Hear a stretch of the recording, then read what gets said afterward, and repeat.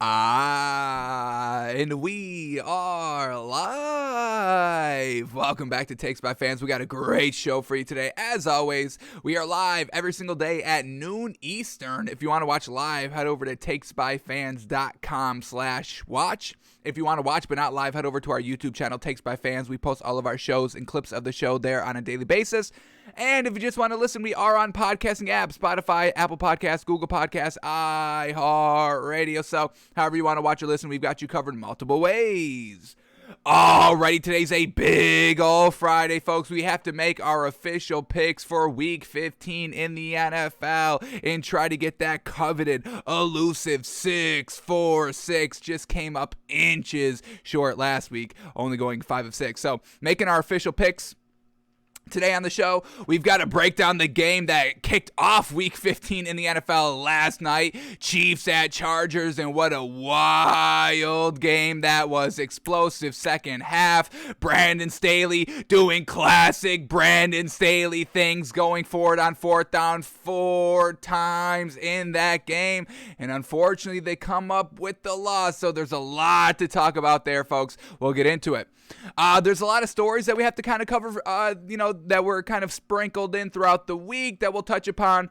Hearing from, obviously, the Urban Meyer saga, continuing with that. We'll hear from Dak Prescott and some other things going around with the whole COVID and all that. And what else we got to do? Our NBA Daily 10. So that's what we've got today on the show. So let's start the clock here. Let's get 10 minutes here on the clock. Here we go. Next 10 minutes, uninterrupted basketball talk of what just happened yesterday in the NBA. So here we go. 10 minutes on the clock, and the 10-minute start right now. Already, just a handful of games on in the NBA last night, and we didn't make any official pick, and I was this close, folks. I was this close of taking the Knicks -5 when we went live on our prime time Pro Bowl voting special last night at 7 p.m. Eastern, but I decided to keep it strictly football and didn't give y'all that nugget of Knicks -5. That did hit because they won by 13. So I truly apologize for keeping that great pick away from y'all. But we'll make up for that today because there's a lot of games on and we'll be able to find the value. So I apologize for not giving y'all that winning pick last night. Damn it. All right, but here we go. Let's start with the first game up here, Pistons at the Pacers, and these are two not good teams, folks. So Pacers can get this win, Pacers can get this win. This is what we know about them. They get the win 122-113 over the Pistons. Let's start here with the Pacers since they got the win. Domantas Sabonis, folks, 12 points. He had 9 rebounds, 6 assists. That was enough to get it done. He was also the only starting player here for the Pacers to be a plus on the floor. Sabonis a +5, I apologize, Caris LeVert was a +1, so I guess we give him credit. Everybody else was a minus. Justin Holiday a -1, Miles Turner a -1, and Brad Wanamaker a -8 on the floor. So Caris LeVert, 31 points, and the hugest reason why they won the game last night. He shot very well, 66% on 18 shots, fantastic. Didn't drain a 3, but still will take those 31 points, 5 assists, 3 rebounds, absolutely great night by him. Brad Wanamaker, 6 points, 3 assists, and then Miles Turner, 16 points and 7 rebounds. They also got some solid bench production here from Chris Duarte, 15 points, 9 rebounds. He was a +18 on the floor. The bench here of the Pacers truly got it done. And then Jeremy Lamb, 11 points and 6 assists, a +13 on the floor. And let's also shout out O'Shea Brissett, 9 points, 4 rebounds, in 20 minutes of play, and a +15 on the floor. So Pacers are able to beat, not good teams like the Pistons, and the Pistons are not good. Sadiq Bey, 28 points. He led the team in scoring. That was great, but no Jeremy Grant last night, so definitely no way the Pistons win. So we'll give credit to Sadiq Bey for stepping it up here. 28 points, 10 rebounds, 5 assists. That was all very, very well done. We had Isaiah Stewart with 9 points, 9 rebounds. Cade Cunningham, 19 points, 4 assists, 6 rebounds. He's just getting better and better as the season progresses, but there's nobody that we can rely on and count on, and they don't even have, do we even count Jeremy Grant the one superstar? Y'all know our rule of, hey, you really need 3 superstars on your team if you want a chance to win the finals, and this Pistons team is nowhere near that. They got some good bench production because it doesn't really matter from the starters to the bench. It's all just kind of the same out here because there's no great, extravagant talent on this Pistons team. Frank Jackson, 18 points off the bench. Trey Lyles, 10 points, 3 assists, 3 rebounds off the bench. And then Saben Lee, 11 points, 5 assists off the bench. So Pacers get the win, 122-113, and the Pacers win. Congratulations to the Pacers for beating the Pistons, getting a win. What are they in their last 10, folks? What do we got for this Pacers team in this last 10? They're 4-6 in their last 10, folks. Nothing good at all. All right, next game up here, 76ers at the Nets. And once again, folks, I'm real disappointed and upset with this 76ers team. This was not the 76ers team of kind of the first month of the season. They go down last night and lose to the Nets here, 114-105. Nets get the win here. Kevin Durant did his thing. It was going absolutely manic. Once again, no James Harden, so Patty Mills fills in for him at the 1 here. But let's stick with Kevin Durant first. Kevin Durant, 34 points, 8 assists, 11 rebounds. It was just hitting some clutch threes right in his face. I mean, one of the purest shooters in the league. Not as good as a three-point shooter as Seth Curry, but I mean, just an overall great score. Will rise up over you and just drain it right in your grill. And he did it at the highest level over LeBron James in the NBA Finals, so he can do it on a Thursday night against the 76ers. Of course he can. So Kevin Durant truly got it done. Blake Griffin, 17 points, 9 rebounds. He's still, falling in love with the three-point shot, 1 of 5 from the 3. We had Nicholas Claxton at the 5 here, 17 points, 2 rebounds. Patty Mills, 14 points, 5 rebounds. And then let's also shout out David Duke Jr., folks. In 32 minutes, he was a plus 20 on the floor. He wasn't anything spectacular offensively. 6 points on 7 shots. That's nothing great. 2 assists, 4 rebounds, but a plus 20 on the floor. You got to give him some nice kind of ball movement on the floor and some good defensive points as well. So we'll give David Duke some credit here, stepping up in the starting lineup and being a force on the floor. And then off the bench here, we got Cam Thomas, 11 points, and Kessler Edwards with 9 points, enough for the Nets to get the win. And then for the 76ers, once again, basically their starting lineup, folks. Unfortunately, no Tyrese Maxey last night. That truly kind of hurts the squad because we know he's just a great facilitator, point guard. So they moved Shake Milton up to the 1, and he had a solid night, 13 points, 6 rebounds. Unfortunately, no assists, and that's kind of the biggest thing you got to do at kind of the 1. At the point guard, be the facilitator. So they were definitely missing that with Tyrese Maxey, and that's why we love Tyrese Maxey as much as we do, because he is truly getting it done and very consistent here. Seth Curry stepped up last night. Love to see this man back, kind of, number 2 scorer. I mean, Seth Curry truly could be the number 2 scorer for this 76ers team. Obviously, number 1 is going to be Joel Embiid. He can stretch the floor with the threes, and then obviously he's a monster down low. Seth Curry, Tobias Harris, both of those players can be kind of that number 2 option on a nightly basis. So we've seen Seth Curry take a little bit of a struggle here ever since, the 76ers team has started to struggle. So Seth Curry getting it done last night. Great sign. 29 points, 4 assists, 3 rebounds, and he shot 61%. Joel Embiid, 32 points, 9 rebounds, 6 assists. Tobias Harris, 11 points, 5 assists, 7 rebounds. So all of that was good, but then they didn't really get anything great off the bench. Matisse Thybulle was the best bench player here, 8 points. And then Danny Green, just the classic, 8 points on 2 of 7 from 3. Nothing truly that impactful. So 76ers just kind of missing that spark, missing that dominant factor that they had in the beginning of the season here. And I hope that they can reclaim it, because watching the 76ers, folks, this one of the most entertaining teams with Embiid and Seth Curry and then Tyrese Maxey. I love how they all play together and can move the ball around the floor, and they can stretch it everywhere because they've got the shooters and they've got obviously the big beef down low. So we'll see what's going to happen with the 76ers team, but they lost last night, 114-105.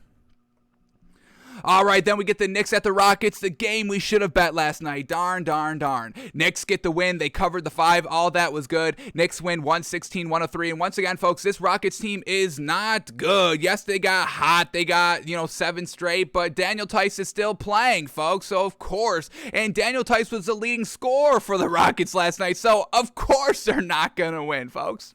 I guess all jokes aside, Daniel Tice had a really good night last night, folks. So I guess even the worst players in the league have one good night a year, folks, and this was it. But the Rockets, they don't cover, they don't win, so what does that tell us? Not a good team overall. Don't fall in love on that 7-game win streak. I saw a lot of people kind of say that this Rockets team are contenders now because of that 7-game winning streak. I don't know if that's the best call to have right there. So Daniel Tice, 22 points, 10 rebounds. He was a plus 10 on the floor. That was the best out of everybody on the team. So I guess we give a little bit of a round of applause to Daniel Tice. We had Jashawn Tate, 20 points. We had Garrison Matthews, 17 points, 7 rebounds. And then Kenyon Martin Jr. off the bench with 15 points, 5 assists, and 5 rebounds. Unfortunately, no Christian Wood, which is the Rockets' only great piece here. And that's why they floundered last night. And then for the Knicks, finally getting it done. Derrick Rose in the starting lineup, but only for 12 minutes, 0 points and 1 assist in 12 minutes, not getting it done, as we see. Evan Fournier, finally something good, something decent. We need this type of production consistently by him. Evan Fournier, 23 points. He shot 3 of 6 from the 3, 66% on 12 shots. That's what we need to see out of Evan Fournier. We get Julius Randle with 21 points, 6 assists, 6 rebounds. No RJ Barrett last night, so Alec Burks fills in at the 3, 9 points, 9 rebounds. He was a plus 13 on the floor, but he was not efficient at all. 20% shooting on 10 shots. The bench for the Knicks was kind of the hero for them last night. We get Emmanuel Quickley, led the team in scoring, 24 points, 4 assists, 4 rebounds. Mitchell Robinson, 17 points, 9 rebounds. And Miles McBride, 15 points, 4 steals, and 9 assists. So we know the depth here of the Knicks is the best thing about them. The guards still have to figure out their level of play a little bit more consistently, but the Knicks can beat kind of the below average teams like the Rockets, and that's exactly what happened last night. Knicks get the 13-point win, 116-103. And then the last game on last night, Wizards at the Suns, and the Suns get the dominant 118-98 win. That is our 10 minutes, but we've got this last game to finish up, so let's finish it up here. Wizards at the Suns. Suns get the win 118-98 here. And once again, the Wizards, we get Kyle Kuzma, a minus 33 on the floor, folks. A minus 33 on the floor, the worst by far. Second worst by far was KCP, minus 23 on the floor. And then the second worst was Bradley Beal, putting up 26 points, 5 assists, 3 rebounds, shooting fantastic, 61% on 18 shots. He was only a minus 17. Respectable, dignitable right there, folks. Minus 17 on the floor. But Kyle Kuzma, real up and down all season long, nothing consistent. And for that's why we don't buy the Wizards. That's why we don't buy Kyle Kuzma. We need the consistency, folks. That's why we're here every single day talking the NBA, talking the NFL. We need to see the consistency. If we can see the consistency, then we can start buying and betting and believing on these teams and players. And we don't believe in this Wizards team or Kyle Kuzma. It's such a pity. All right, we had Daniel Gafford at the 5, no points, 5 rebounds on 3 shots. Aaron Holiday, 11 points. The bench kind of had some solid production right here, and we kind of like this bench here for the Wizards. It's just they don't have kind of that second superstar. You get Bradley Beal, and that's all good and well, but you don't have that kind of number 2.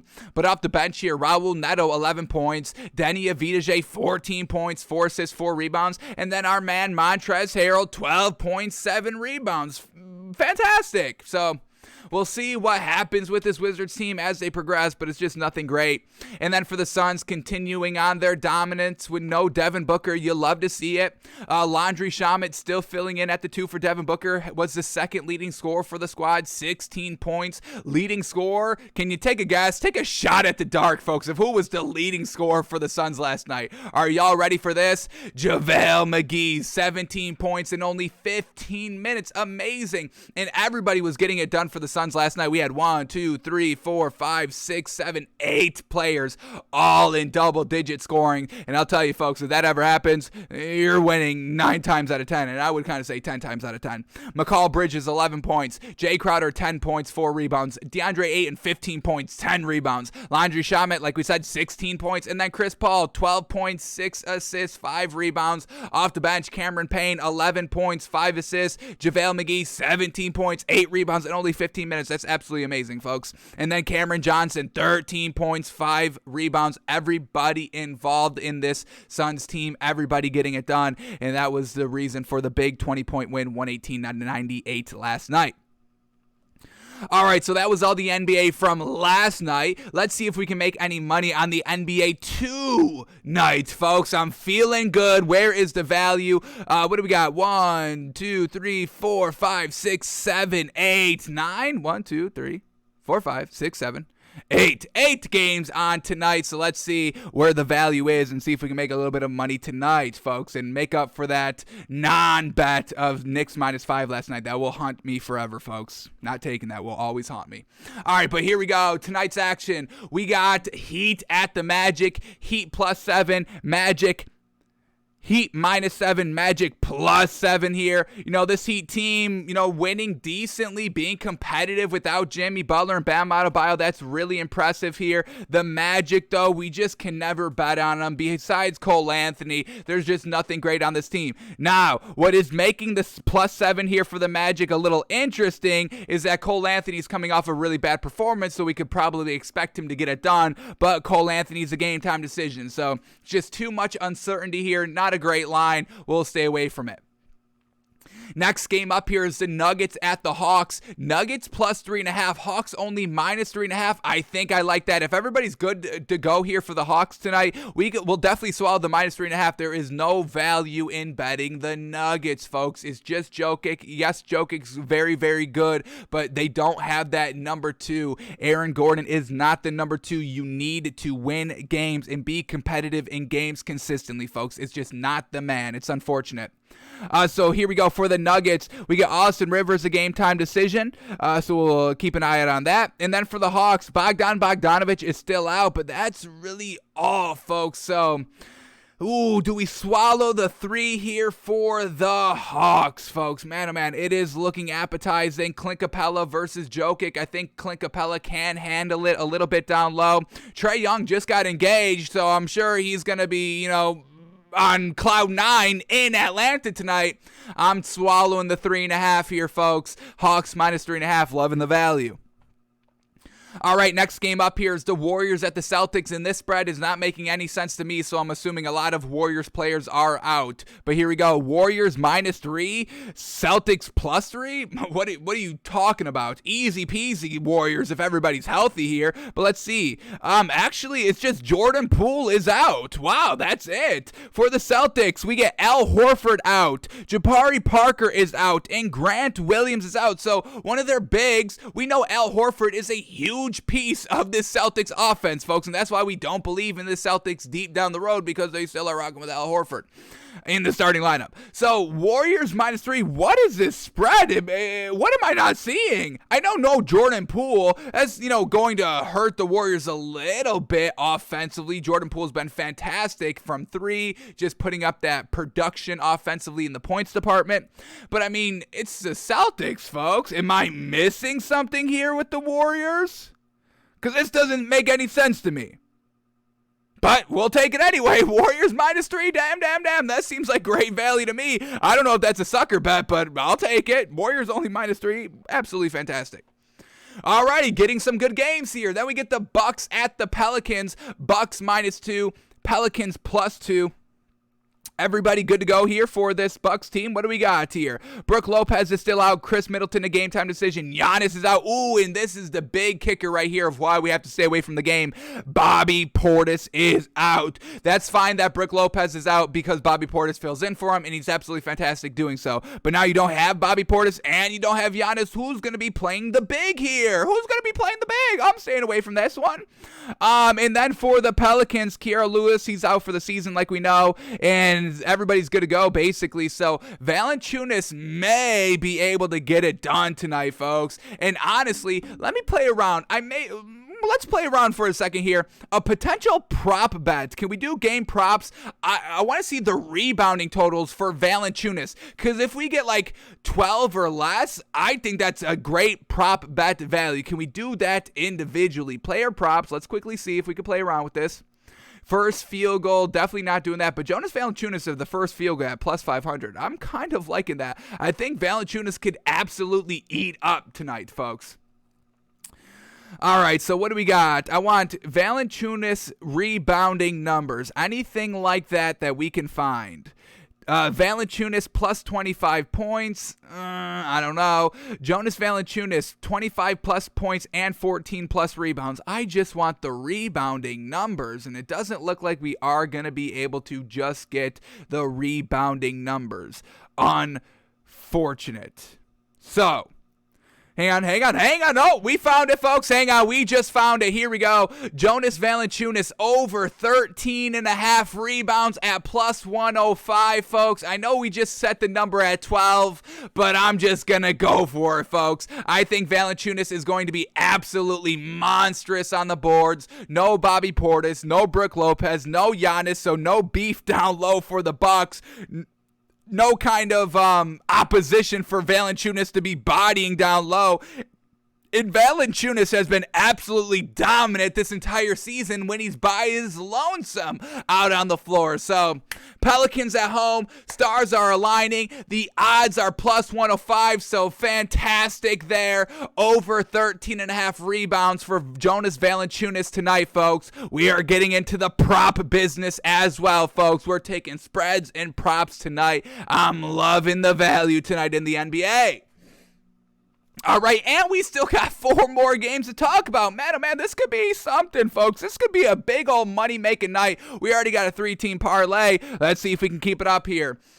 All right, then we get the Spurs at the Jazz. Jazz minus 11.5. We know the Jazz are deep. We know the Jazz are good. I just don't want to swallow all those points when we don't have to. We got 3 other good games. No need to push it. Then we get the Lakers at the Timberwolves, and this is going to be an absolutely great game. And this is on TV. Yeah, this is going to be great, folks. Man, oh man. Seems to be a doubleheader tonight on ESPN. This shows it's on ESPN. Fantastic. 10 o'clock, Lakers at Timberwolves.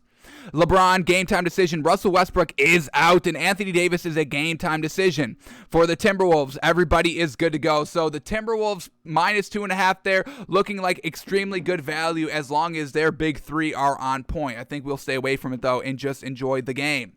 Then we get the Hornets at the Blazers. Blazers, no bettability there, even with Damian Lillard. Hornets plus 2.5, Blazers minus 2.5, no great value there. We don't bet on the Hornets like that, not just quite yet. And then for the last game of the night, the Grizzlies at the Kings. Grizzlies, Kings, nothing great there. Grizzlies minus 5.5, Kings plus 5.5, no bettability on either of those teams. So we fizzled out there a little bit at those last 4 games, but that's fine. We've got great games and great value tonight, folks. So we are officially taking Hawks minus 3.5, Warriors minus 3, and Jonas Valanciunas over 13.5 rebounds tonight. Loving it. 3-team parlay plus 647 odds. You bet 100 on it, folks. You win 747. 747 full of women and cigars. Get money. Yes, folks. Let's get money tonight. Alrighty, that is all the NBA we had to go over for today, so let's shift gears a little bit into the NFL. And before we get into the game from last night, there are a couple of stories and topics I want to touch upon, talk through, and see where we go with these stories, folks. So here we go. The first one up, we're going back to the Urban Meyer situation, and Adam Schefter puts out an article today, this morning, that I quickly want to, glance over, skim through quickly to see how they're all feeling in the locker room now that ding dong, the Wicked Witch is dead. No more Urban Meyer here in Jacksonville. So here we go. Jaguars quarterback Trevor Lawrence said his team's coaching changes gives the locker room, quote, focus and clarity. And absolutely, folks, Urban Meyer is a maniac, folks. Listening and reading everything that has came about and what has Urban Meyer has done this entire season so far with the Jaguars. It was just absolutely manic, folks, kicking his players, saying, hey, dipshit to his players. Like, that's so juvenile. That's absolutely manic. Going to other grown men coaches and calling them losers, folks, and saying, check your, can I see your resume? Explain your resume to me, folks. That is manic behavior. And honestly, I'm a little shocked that people aren't going even, harder on Urban Meyer Meyer for this, folks. I mean, just think of everything that Urban Meyer has done. What coach has done any of those things in the history of the NFL? You never see Bill Belichick doing that. And Bill Belichick would have the right to kick his players and say, hey, asshole, you're garbage, and make your kicks. And Bill Belichick could literally go up to anybody and be like, what's your resume? Explain and break down your resume to me. I need to hear it. Bill Belichick would have the right, honestly, to go to his coaching staff and players and demand all that stuff from him. Urban Meyer obviously does not have that same the same accolades that Bill Belichick does. And we get Bill Belichick not acting like an asshole while having the accolades to potentially act like an asshole, right? So Urban Meyer, I mean, a complete maniac here, and now everybody is seeming to be feeling free and loose, and that's why, a little bit of a spoiler alert for folks, we really like betting on the Jaguars this week. Is it our official pick? You'll have to stick around a little bit to the end of the show to find out here, but we love betting on the Jaguars this week, folks. Wink! Wink! Yes? Okay. All right, here we go. Let's read this article quickly and see what people are saying now that this man is finally out and is not terrorizing this team anymore. So here we go, quickly. After 11 months of missteps, mistakes, embarrassing moments, anonymous reports of strife within the coaching staff and between head coach Urban Meyer and players, the Jacksonville Jaguars just want a little peace and quiet for the rest of the year. Folks, yes, peace and quiet in the locker room. People hate outside distractions. If you talk to any NFL coach, the one thing they'll tell you is that we want no distractions in our locker room. And Urban Meyer was actively keeping everybody on their toes, afraid of him. And you know, when I say they're afraid of Urban Meyer, it's not that they're cowering in the corner. These are grown men, folks. These are athletes. These are warriors. They're not afraid of people, folks. That's not what I'm saying. What I am saying is that they're just constantly kind of just looking over their shoulder and being like, is this dude gonna come and like fuck with me today? Is this guy just gonna come and have like the most backhanded compliment? It wouldn't even be like a backhanded compliment because I'm sure Urban Meyer's not handing out compliments. I'm sure it's all just backhanded anecdotes from Urban Meyer. That's how they're afraid of this man, because he's going to ruin the energy, he's going to ruin the chemistry, and just make it a miserable workplace and a miserable environment to be in. That's why they are kind of scared of Urban Meyer, folks. So yes, the Jaguars just want a little peace and quiet. Can you just shut the fuck up, Urban? We are all losing. Do you not think we know that we're losing? Do you think we like losing? Obviously not, folks. Everybody that's been playing in the NFL has been playing football their entire lives, folks. You don't get into the highest level of a sport without having some competitive edge and some competitive spirit. That's why we hated so much when Urban Meyer got brought back into the NFL this season, because everyone was like, oh my God, he's such a warrior and a competitor. He deserves this shot. Oh my God, he's trying and working so hard. Only a true competitive person really could do what Tim Tebow has been doing. Folks, that was driving us crazy the entire year. It's nonsense. Everybody's got that competitive drive if you are a professional athlete. So yes, just please some peace and quiet around the locker room. All right, here we go. Quote here by Lawrence. Quote, he's very even keel, Lawrence said on Bevel. So obviously this is the right decision, moving off of Urban Meyer for Darrell Bevel, folks, because he's even keeled. He's not going to ruin the chemistry and ruin the mojo just around the locker room by terrorizing his players and personnel. So, quote, he's very even keel, Lawrence said of Bevel, who has also served as the Detroit Lions interim head coach for the final 5 games of the 2020 season. So this man knows, hey, I know how to kind of take over when, the captain is kind of ousted in a team sport. So he's got some experience there. Another reason why we are going to like betting on the Jaguars this week, folks. Wink! Wink! All right. Quote, always the same person, never gets too high or too low. That's something that I respect and that I can level with. This is coming from the face of the franchise, Trevor Lawrence. This new interim head coach is even keel. always the same person, not a maniac Urban Meyer who's literally like kind of Dr. Jekyll, Mr. Hyde when kind of things are going good. Urban Meyer's like, oh, great job, guys. Big smile, thumbs up. But the slight start of things going wrong, Urban Meyer turns to, who's the bad one? Dr. Jekyll, Mr. Hyde, are they both bad? I haven't read it in a while, folks. I think it's Dr. Jekyll. Oh, no, Mr. Hyde. Mr. Hyde's the beast. Dr. Jekyll, yeah, because he's the doctor. He created the medicine. It's Mr. Hyde that's the beast. So Urban Meyer turns into Mr. Hyde and is like, you fucking pieces of garbage. Y'all cannot play. Who said y'all can play football? Where did y'all learn to play football? University of Phoenix Online, huh? So at the start of things going bad, that's what they were dealing with Urban Meyer. But now Darrell Bevell, even keel, not too high, not too low, wanting to get the best out of his players, and that's how you do it. And Trevor Lawrence says, quote, that's something that I respect. That's something I-R-E-S-P-E-C-T. Folks, nobody respected Urban Meyer. I don't even think anybody liked this dude. The only person that likes Urban Meyer is his daughter. I don't even think his wife likes him anymore because we all know the instance.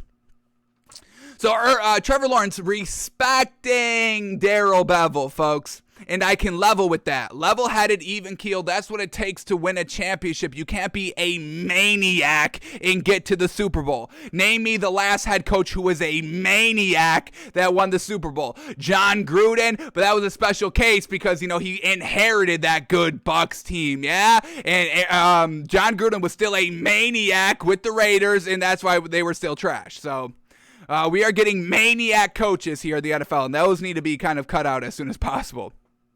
I think we are maniac free. Now that Urban Meyer is gone, now that John Gruden is gone, I don't really see any other maniacs as head coaches. There's really not. Dan Campbell's a little bit of a maniac, but in a different sense, a good sense, where he's very hyped and likes to kind of, you know, be energized, and that's a good kind of maniac. Urban Meyer's the bad maniac. Absolutely maniac. All right, back to the quote here, back to the article. Quote by Trevor Lawrence again, quote, so I'd say that's the biggest thing that we need right now. Someone that's consistent and just move forward and push past it. Everyone just wants to move past Urban Meyer. Fresh, clean slate where nobody has to look over their backs. It's a good day here in Jacksonville, folks. It's bright, it's shiny. There's it's sunshine and rainbows and daisies and all that. Bees, butterflies fluttering around in the air. No big deal. It's a huge new era here in Jacksonville.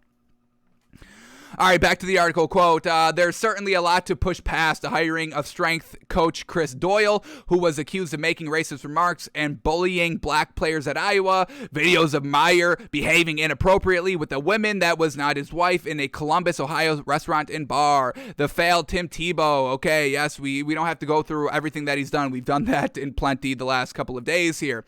Just want to read these quotes by Trevor Lawrence. We're getting more here, so let's read the lead up to this quote. Lawrence and owner Shad Khan both characterized it as drama, and it undoubtedly had an impact on the morale inside the building and the performance on the field. The Jaguars are 2-11 and are coming off a 20-0 loss at Tennessee, the fourth shutout loss in franchise history. Damn.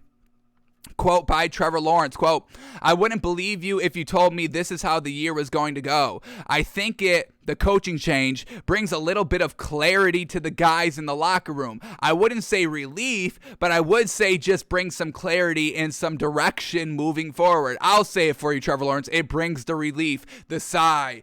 Oh, thank goodness I don't have to get terrorized by Urban Meyer breathing down my neck, ready to kick me if I do something wrong. Quote by Trevor Lawrence again, quote, you know we really want to go and finish the season strong, and to be honest, it's been hard the last week with everything going on, and there's a lot of things being stirred up, I think, by the outside too. That didn't help and made things a lot worse. But I also but also everything that's going on. It's hard to be focused and have all your attention and efforts going towards winning the game when there's so many things going on. So Urban Meyer, obviously the outside, media storm about it all day. It was like every day something new coming out. So I get that on Trevor Lawrence's, part of, hey, media kind of, bringing it to the attention. Now everybody's talking about it. If it's at least kept in the locker room, they can all kind of deal with it internally. But now you get the outside noise, and now everybody, weighs in on it and all that. Alrighty, we got anything else here? I think we can go maybe one more quote here. So here we go. Both Lawrence and Griffin said, quote, relief wasn't the right word to describe the atmosphere inside the locker room, but it sure sounded like that's what it was. Last quote here by Griffin says, quote, I think focused is the right one. I feel like there has been a lot going on, and to see how everybody is focused on what's going on around in the locker room and trying to figure out what has been going on the field and trying to make changes, I feel like that's the right word to use. Then practice and seeing the way the offense attacked the day, it was amazing to see. I feel like we need to see that. We needed that. They needed that, and it's a boost of confidence, and I love seeing that. I feel like definitely the right word is focus. The focus in the locker room is definitely there, and that's where it needs to be. Just keeping the main focus on this organization and the guys that are playing, it's been looking good in the locker room for sure. Why we are loving the Jaguars minus 3.5. So let's just do it now, folks. We've been winking enough here. We've been spoiling it enough here, and that's why we have so much confidence in betting the Jaguars minus 3.5. So one last time, take a look at these NBA betting odds. We're gonna close them out here. Hawks minus 3.5, Warriors minus 3, Valanciunas over 13.5 rebounds. We absolutely love it. But our official pick, this is in our 99% guarantee section, folks. One of our 99% guaranteed picks this week is Jaguars minus 3.5. I wish we didn't get caught on the half-a-point hook here, but we're still going to take it anyway. The locker room, everybody is focused. Everybody is wanting to win, to prove their resume to Urban Meyer. They want to prove to Urban Meyer, hey, it was actually you that was holding all of us back, the coaches, the owners, the players, everybody. It was Urban Meyer holding them back. Jaguars minus 3. Everybody is focused in the locker room. There is clarity now. There is a sound-minded individual at the interim head coaching position. No more maniac Urban Meyer on the sideline holding this Jacksonville Jaguars team back. I believe Trevor Lawrence is going to be playing loosey-goosey, hopefully pushing the ball a little bit deeper. Maybe Trevor Lawrence was afraid to push the ball down the field because he knew Urban Meyer was going to get ready to absolutely unload on the man. He unloaded on a kicker, literally kicking the kicker and calling him a dipshit. You think, I'm sure Trevor Lawrence heard about that or saw it going on. It was like, oh, well, I don't want that to happen to me. I don't want to get kicked. I don't want to be called a dipshit, so I'm just going to kind of, try to be as efficient as possible, keep my head down, and not try to waver here and get on Urban Meyer's Dr. Hyde's bad side. So a new day here in Jacksonville. Everybody's feeling focused. Everybody's kind of feeling relief, even though they're not using that word. They keep bringing up the word relief, saying, hey, that's not really the right word, but yeah, kind of something like relief. So everybody's relieved. Everybody's focused. Everybody's ready to get it done. Oh, and the best thing, the Jaguars are at home and they're facing the Texans. This is the winnable game, folks. Truly the most winnable game here for the Jaguars at the current moment, and it could not have come at a better time. I just see everything aligning. Urban Meyer's out. Everybody's focused. Everybody's relieved. Everybody's ready to prove it was Urban Meyer the reason why they were losing. I mean, could you imagine if they win this game, folks? Screw the spread. Screw all of that. Jaguars win this game by 1 point, 2 points, 20 points, 50 points, blue points, red points, blue fish, red fish, all that.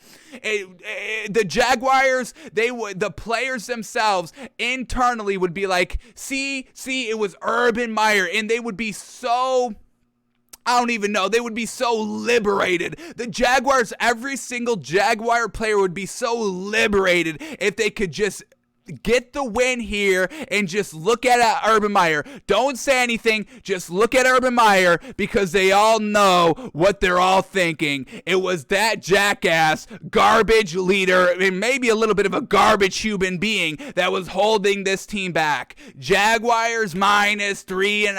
I absolutely love it, folks. Davis Mills. Does Davis Mills play spoiler on a Liberation Day in Jacksonville? I don't think so. We give Davis Mills a little credit for playing his best game last week, but at the end of the day, it's still not resulting into wins. It's not anything threatening, and we're still betting the Jaguars minus 3.5, folks. Love, love, love the pick. Alrighty, so feeling good to kind of exit the article here. And then once again, Shaquille Griffin, who we just heard from the quotes here, another quick quote here, said, quote, "We need a head coach that actually believes in what his players are saying." Once again, we love the input from coaches to players and all that. Last season, Bruce Arians talking to Tom Brady about the draft. Hey, who do you like? Who do you don't like? Tell me about it. Talk to me about it. We're not going to 100%, just follow you blindly, but we're going to take your critiques and criticism and just overall feelings into consideration here. I love when coaches do that here, and Shaquille Griffin wants the same here. At least a little input. Hear us. Can you just hear us and show that you're hearing us? Urban Meyer was not listening to any of his players because his players weren't winners. Urban Meyer was a winner. So Urban Meyer was like, I'll listen to the winner here, and I'm the only winner. So everybody can shut up and do their job, or you're going to get kicked. Who wants to get kicked? Yeah? Okay, I didn't think so. Shut your mouth and go play football. So Shaquille Griffin just wants a head coach that believes in what his players are saying. Not kind of, hawking down their resume whenever they bring up a point. Oh, you think we should run the sweep here? Well, what's your resume? Have you ever ran a sweep? Has your decision of running a sweep ever resulted in a positive play? Because you know how many sweeps I've ran at Ohio State? I have gotten a net yardage of 12 million yards on sweep plays. When have you ever ran a sweep? You haven't? Then shut up and get back in line. I don't want to hear from you. Literally, that's what Urban Meyer was doing on the daily in practice, folks. And then what do we got here? Interim head coach Darrell Bevell on running back James Robinson. Once again, a huge reason why the Urban Meyer was, on the hot seat because, not utilizing his best players and benching his best players and then being questioned about it and then just being like, okay, you can go back in. So, Jaguars interim head coach Darrell Bevell on running back James Robinson says, quote, "James Robinson is our starting running back and he will be played as such." So already they're using their players. They're going to use James Robinson this week because he's their best running back. And we believe James Robinson will get it done. He's ignited. He wants to prove Urban Meyer wrong. It's just everybody wanting to go out and prove Urban Meyer this week. Prove Urban Meyer wrong this week. Jaguars minus 3.5, folks. I'm loving it. Jeez. Alrighty. So that's all the updated Urban Meyer news. Oh, hang on. There's this one quickly here. I just want to quickly take a look at this. Didn't have time to really vet this one before the show because it popped up on my feed like 5 minutes before we went live here. So just want to quickly take a quick look at this. The tweet is, "Everyone hates that motherfucker." Listen to this awesome story about how detested Urban Meyer is among other coaches. We're all about that. We know the Jaguars player in that article. We're all kind of tiptoeing around, truly calling it like it is. So let's see if this tweet here by Barstool Sports provides that kind of punch that we need here. All right, so here we go. Quote, "Because everyone hates that motherfucker and they would be punching him in the face so much, nobody would lay a hand on me. Everyone despises noted scumbag Urban Meyer to the point that he's the first to come to someone's mind to use as a human punching bag in a brawl of coaches. You absolutely hate to see it. Personally, I can't believe a man known for treating people like Zach Smith with such loyalty and respect would be disliked among his peers. I'd be willing to bet he managed everybody on the same level of esteem." All right. Just trying to read some of these quotes here where Urban Meyer, everyone wants to hate him, so here we go. Urban Meyer hired all these assistant coaches 10 months ago, and he's just now telling them they're losers who need to defend the resume. He apparently doesn't grasp that if a bad assistant, that reflects poorly on him as a head coach. I mean, all right, so I don't think this is really what I was looking for. We get one more quote here. I guess we should end this because I don't think this is what we were looking for. But here we go. No, that's what we've seen already. So, okay, that's nothing new. We're done with that. Urban Meyer's a clown, a piece of garbage. We all know this. All right, so that's why we try to vet things a little bit so we don't get garbage on the show like that, folks. We don't get garbage on the show. That was kind of garbage. That wasn't showing us anything. Alrighty, next story I want to quickly touch upon here, folks, and once again, not great by Deshaun Watson, back in the news a little bit here. So a report going on this morning, Deshaun Watson being investigated for indecent assault, and search warrants have been issued for his social media accounts. Now, we are going to kind of start ramping up the Deshaun Watson news maybe a little bit more since we're kind of approaching the end of the season. I believe the first kind of, we knew Deshaun Watson wasn't going to play this season because we knew the court process was not going to finish up the season, and it has been slow, but I believe it's going to kind of start ramping up in kind of January, February a little bit, where we'll know a lot more information about what's been going on with the Deshaun Watson case and all that, new information, new evidence being kind of, revealed and all that. So, we're starting to get into the thick of it here a little bit with Deshaun Watson, and we're starting to get our first kind of little preview here. So let's see what we get here quickly in this article about Deshaun Watson. So here we go. More bad news for Deshaun Watson. According to the Houston Chronicle, the Houston Police Department have at least 9 reports accusing Watson of sexual misconduct during massage therapy sessions, quote, with search warrant records showing that investigators are eyeing indecent assault, a misdemeanor crime, as a possible criminal charge. And then we get the tweet here by ABC News Houston saying, quote, breaking search warrants issued for Deshaun Watson's social media accounts. 3 search warrants signed in October to collect data from Watson's Instagram and Cash App usage. Those two things are never great when they're kind of combined together. Instagram and Cash App. Instagram, videos, photos, Cash App, sending money. Do y'all see the kind of correlation that could be going on there? Sexual misconduct, massages, all that. Do y'all see it? Potentially not good for the man. They are going for the digital receipts. Reportedly, these shed light to the Houston Police's criminal investigation into the athlete. The search warrants detail accounts from 9 women who say their encounters with Watson devolved from massages to misconduct. Massages to misconduct. Not good. One is professional, one is an actual service, and the other is not good. Misconduct. Misconduct. Not good conduct. There it is. So here we go. The women involved reported that they received Cash App payments after the sessions, with some amounts ranging from $100 to $300. Damn. I would say that's a little cheap. When I was thinking, Deshaun Watson, I think he'd be throwing around the money, but only $100 to $300 Cash App payments for misconduct? What is going on there? Court records added that in 2 incidents, the Houston Texans quarterback pressured the women into performing fellatio. Jeez. One licensed massage therapist told a story of meeting with Watson in June 2020 for a massage without incident. However, the second session at the Memorial Area Hotel, he asked for oral sex. The women, quote, felt as if she had no choice, the investigator wrote. Now, that is, that's what muddies the water here. That's what, truly makes it hard to kind of, accuse and truly say that Deshaun Watson is 100% guilty. We know the whole thing about power positions and all that.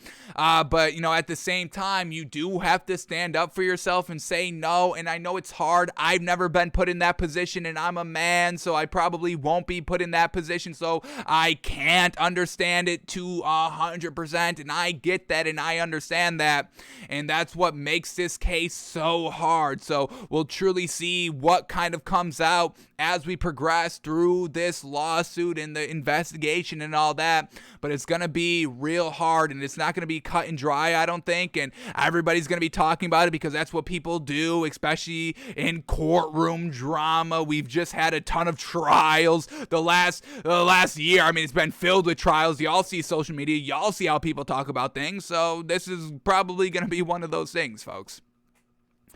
So the women said, quote, felt like as she had no choice, felt as if she had no choice.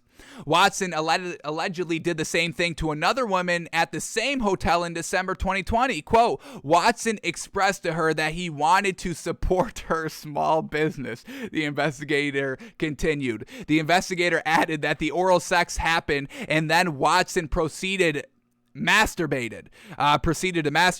Instead of receiving the $150 for the session, Watson paid her $300. Damn. So,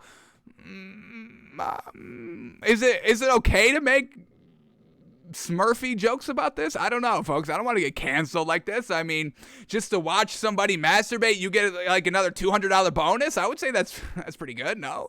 Watson's lawyer, Rusty Hardin, has denied wrongdoing by the quarterback, saying any sexual encounter that occurred was completely consensual. As far as his career goes, Watson has not suited up for the Texans at all in 2021, as we know. So that's kind of the newest addition here, the newest update here on Deshaun Watson. Cash App payments from $100 to $300, wanting oral sex, asking for the oral sex, also masturbating after the oral sex. So a man can, go a couple of times. So that's what we've got here with Deshaun Watson, folks. We'll see what keeps coming out here with the man. All right, next thing quickly here, we got to talk about Dak, and we saw Jerry Jones, and we didn't talk about this article in the quotes, and I don't know if y'all heard about him, I'm sure y'all did, but Jerry Jones kind of said, yeah, Dak's a little bit in a slump right now, and I kind of agree a little bit. The lackluster second half of last week's game was truly a bad taste in our mouth for Dak Prescott in the entire Cowboys offense here, and we've been telling you the connection between Dak Prescott and CeeDee Lamb just needs to be tighter and way more consistent. And now we get Dak Prescott kind of answering about a little bit of all that. So here we go. Cowboys quarterback Dak Prescott denies he's in a slump, but says, quote, but I'm definitely not up to my standards. So he knows he can play better. He's not calling it a slump. Let's kind of see what his true words are here and what he's saying. Is there any more insight or clarity of what's going on here, and if we should be buying or selling this Cowboys team heading into this week, and should we be betting on the Cowboys this week against another division rival on the road again, also swallowing a lot of points? What do we make of the line? So let's quickly see what Dak Prescott is saying in this article. Doesn't seem like there's too much in here, so we can go through it quickly. So here we go. Every athlete slumps, even the great ones. Just not all of them are comfortable admitting it. Whether Prescott is in one has been a sore subject this week in Dallas. Cowboys owner Jerry Jones didn't want to use the S word himself, but admitted it was, quote, a fair description of his quarterback's recent play. Mike McCarthy disagreed with the notion that the Pro Bowler is slumping. Prescott concurred with his coach. And I would say, is this a slump? Let's quickly see. Let's get up Dak Prescott's career stats quickly here. I just want to see, his game-by-game progression of his stats. Do we noticeably see a visual downtrend of his numbers overall? So let's quickly get that up quickly. And just on the overall slump, we've just seen the offense not be great for a full 4 quarters. And I would kind of say, if you do say that Dak Prescott is slumping, I would kind of say you would have to say Dak Prescott is kind of slumping in the middle of the games, folks, as well. So here we go. What do we got? Just kind of completion percentage-wise, every single game that he's played so far, we're just going to rally off the numbers. So 72% completion percentage, 403 yards, 3 touchdowns, 1 pick. That's game 1. Game 2, 85% completion percentage, 237 yards, 0 touchdowns, 1 pick. 80% completion percentage, 238 yards, 3 touchdowns, no picks. 63% completion percentage, 188 yards, 4 touchdowns, no picks. 68% completion percentage, 302 yards, 3 touchdowns, 1 pick. 70% completion percentage, 445 yards, 3 touchdowns, 1 pick. I mean, the first 6 weeks of the season, folks, that is kind of all on the same. Very, very good, highly productive level of play that really resulted into wins. They were 5-1 during those first 6 weeks. Then Dak missed a couple of games, come back week 9. So now from week 9 all the way up into present day week 14, do we see a noticeably sharp downturn of what he did during those first 6 weeks of the season? So here we go. Week 9, 48% completion percentage, 232 yards, 2 touchdowns, 1 pick. 77% completion percentage, 296 yards, 2 touchdowns, no picks. 65% completion percentage, 216 yards, no touchdowns, 2 picks. 68% completion percentage, 375 yards, 2 touchdowns, no picks. 65% completion percentage, 238 yards, 1 touchdown, 1 pick. And then the final game here against Washington, 56% completion percentage, 211 yards, 1 touchdown, 2 picks. So what we're seeing is completion percentage dropping. We're seeing yard totals be all over the place, and we're not seeing those big touchdown totals consistently like we did in the first 6 weeks of the season. Multiple interception games as well. We can't have that. So yeah, just looking at the numbers, folks, I would say these are slumping numbers. I think I would have to agree with the S word on Dak Prescott. Unfortunate. But let's get Dak Prescott's side of the story here. Here we go. Prescott concurred with his coach, saying, quote, "I do realize that I'm not playing my best ball. Haven't been playing it. Have been some poor decisions, you could say. I wouldn't say it's slump material, but I'm definitely not up to my standards or expectations." So let me get the definition of slump. Are we using, is slump a little bit too harsh for what we've seen stats wise for Dak Prescott? So slump, sit, lean, or fall heavily or limply, especially with a bent back. That's not the slump we need. Definition number 2, undergo a sudden, severe, or prolonged fall in price, value, or amount. And now that's it. Falling price in value, falling in price. So, similar words: plummet, plunge, tumble, drop, go down, slide, decline, decrease, crash, nosedive. I would say a little bit of a tumble. I think that's the word that we should use. I don't know if we're full on slumping here with Dak Prescott, but a little bit of a tumble, I would say. Tumble. What do we got? Fall suddenly, clumsily, or headlong. Move or rush in a headlong or uncontrolled way. Fall rapidly in amount or value. Fall rapidly in amount or value. Fall rapidly in value. I would kind of say that's Dak Prescott. Is tumble more severe than slump now? Because I'm reading this description, fall rapidly. I would say that's a little bit more severe than undergo a sudden severe. Sudden severe, or fall rapidly. I would say still slump is a little bit more of a charged word than tumble. So yeah, I think we're good on settling on the word tumble for what Dak Prescott is going through at the current moment. A little bit of a tumble. We are not going to officially use the S word, folks, okay? What else does Dak Prescott say? The struggles are strong enough that Prescott was asked if he is quietly nursing an injury. And, remember, we got the hard knocks with the injuries. We all saw how that went and all that. So he says, quote, "I'm fully healthy, 100% healthy. Thank you, though. Thank you." So Dak Prescott trying to, say, like, shut the fuck up, basically. Do we get one more quote here? What's this last quote? Here we go. With the QBs...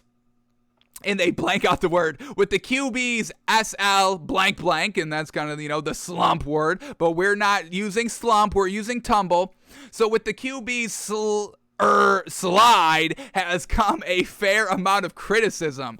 Quote by Dak Prescott: "I think I'd be lying if I said I hadn't heard of it, but in a sense it does provide motivation. I've been doubted my whole life, so in a sense I'm actually glad it's kind of come back." So Dak Prescott's using this as fuel to the fire. That's what they all say, but at the end of the day, you have to go out and get it done. Tumbling Dak Prescott, does it truly transpire into a full-on slump? We'll see what happens this week.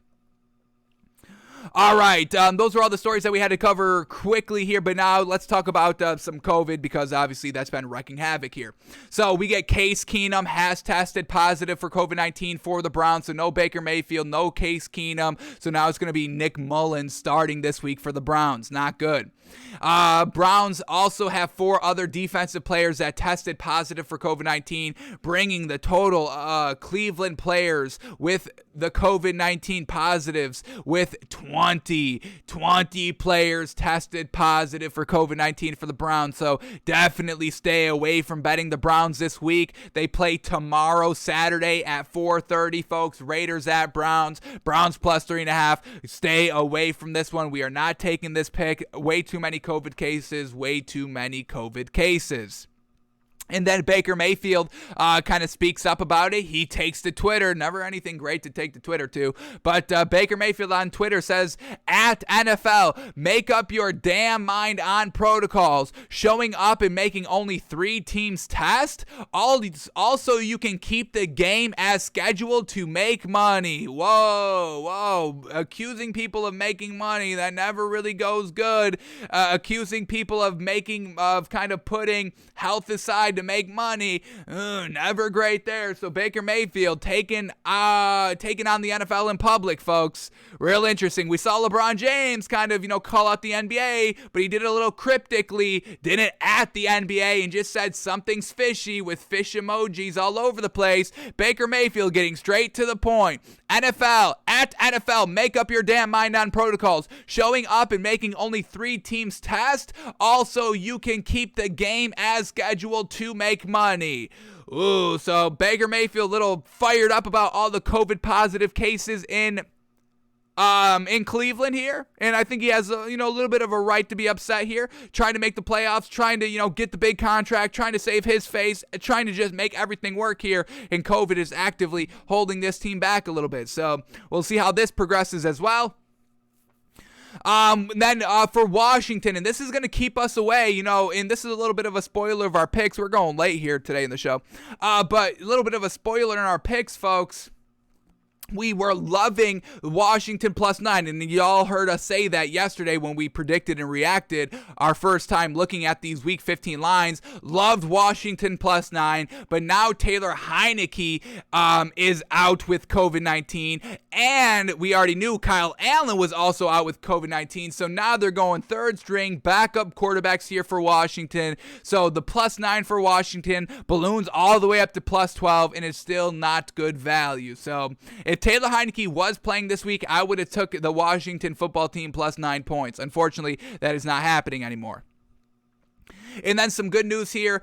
Dolphins head coach Brian Flores says running backs Myles Gaskin and Salvin Ahmed cleared COVID-19 protocol and will be at practice today. So some players are going on the list, some players are getting off the list. Thank goodness for the Dolphins. After the bye, everybody's seeming to test out of the COVID-19 protocols, so the Dolphins are good to go, basically. I think we're just kind of waiting on Javon Holland, the safety, and I think we are still waiting on Jalen Waddle, the wide receiver for the Dolphins, to come off the COVID-19 list, and that would definitely just be fantastic for the Dolphins overall if they could do that.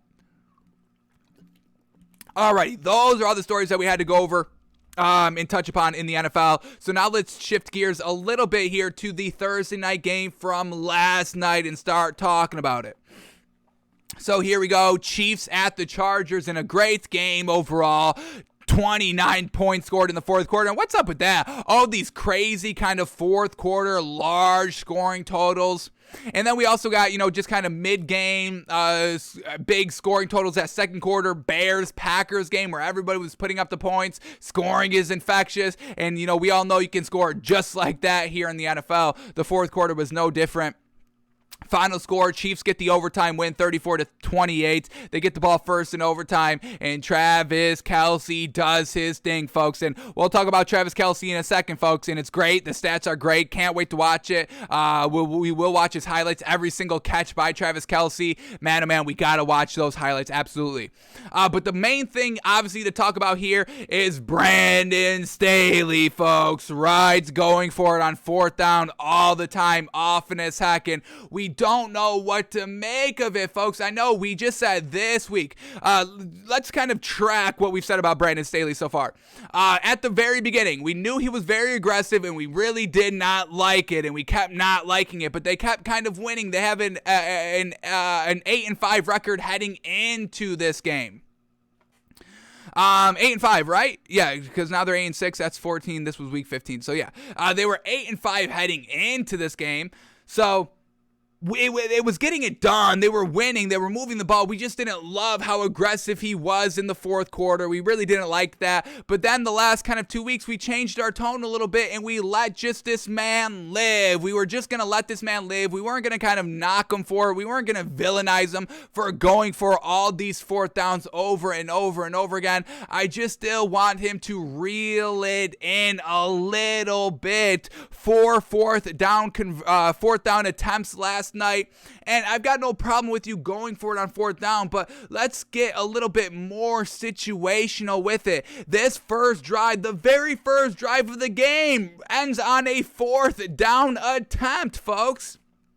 First drive of the game here, they get a big kickoff, 64 yards, getting it all the way down to the Chiefs' 24-yard line. But then the drive stalls a little bit after the big kickoff. They only had a 4-yard run, then a 15-yard run, and then pass and complete. Fourth and goal at the 5-yard line, folks, and Brandon Staley still goes for it. This would be a probably decision not to go for it here. You're at home. You got a big play. The passing is not working. You just had 3 straight incompletions. This is the start of the game. The 2 plays that had positive yards were both running plays. So Justin Herbert's not warmed up yet. He's not primed to make a big play just quite yet. You're at home. Make a statement. Get the points first. Cash in. You can cash in because you had a great kick return. Something positive happened. You had a big explosive play. Cash in 3 points for that. Get out to a 3-0 start. Instead, they go for it on fourth down. They don't get it. The Chiefs go down and score a touchdown. Then Justin Herbert, now back against the wall, not warmed up yet. He throws a pick. And the Chiefs score a field goal, going up 10-0. Now, the Chargers were able to weather that storm because, Justin Herbert's still great. They still got 2 great wide receivers. And Brandon Staley, overall, is still a good head coach. He can still scheme and get it done and still move the ball. They're just uber aggressive. That's all it is. We still have faith in Brandon Staley, though. So they're able to weather the storm. 2 touchdowns, 14-10 now. The Chiefs fumble the ball, and they go for it again on fourth down right before halftime. 4th and goal from the 1-yard line with 3 seconds left. You could have taken a 7-point lead heading into halftime, and I know an 11-point lead would have looked good as well, but you don't get the ball out of halftime, so, at absolute worst, the Chiefs can tie the game 17-17 with the ball going back to you, tie game, and you had the chance to take away the momentum, but they go for it on fourth down. They don't get it. The Chiefs, luckily for the Chargers, only score 3, so the Chargers still hold a 14-13 lead early in the third quarter. So they're still always in it, and these decisions truly didn't kind of crush Brandon Staley in the kind of real game, but, hindsight and, replaying the game and Monday morning quarterbacking and Monday morning coaching, or I should say Friday morning coaching, you add those kind of 3, 6, 9, missing out on kind of 9 points there. You go into overtime, and you lose in overtime. So, Brandon Staley being aggressive, folks. It's the big discussion today. Good choice, bad choice. I guess, and like I said, I can't knock it because he's so confident. He's never wavering. He's never, all right, I'll set out the punt team, then calls the timeout and be like, no, let's go for it. He's always so confident and willing to go for it. And for that reason, I don't think we can really knock Brandon Staley for doing that. Even Brandon Staley, after the game, here we go. Brandon Staley has no regrets on fourth down call and loss to the Chiefs, saying, quote, that's the way we're going to play around here. This is the culture. This is the Chargers culture. We're aggressive. We're going to take it to you. Stop us if you can. And, if you can't, then we're going to be winning and scoring 7 points. We're not settling for field goals. We're not punting the ball. We've got Justin Herbert, the potential greatest quarterback of all time. I would say he has the potential to be that. It's a long shot because Tom Brady's just, I can't even think of what is going to look better than Tom Brady. I can't even imagine it, but Justin Herbert is still young. He can do whatever the hell he wants.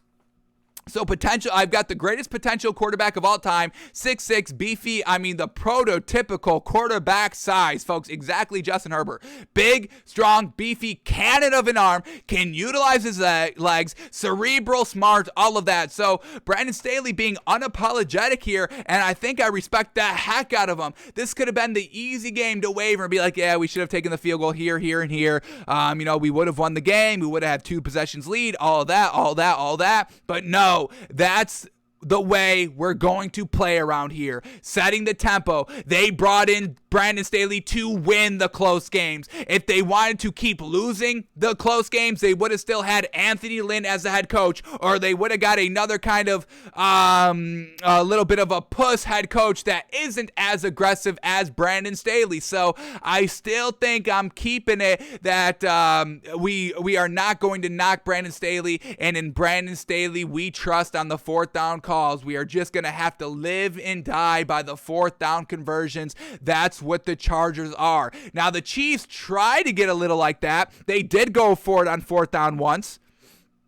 Did not get it. And then we also had Andy Reid also going for field goals as well in this game. I believe they scored 2 field goals in this game. So they, Andy Reid a little bit more smart. Maybe Andy Reid, obviously Andy Reid's seen more than Brandon Staley has. So we get kind of, Andy Reid, who's won a Super Bowl, who's been very, very highly successful in his coaching position, still going for field goals with Brandon Staley, young, maybe a little bit of inexperienced, naive head coaching here, being uber aggressive and headstrong. Only time will tell if Brandon Staley's decision is the right decision, but I think living in it, I don't think we should be knocking Brandon Staley for these decisions. They still, they went down, marched down, tie game, they marched down and score a touchdown.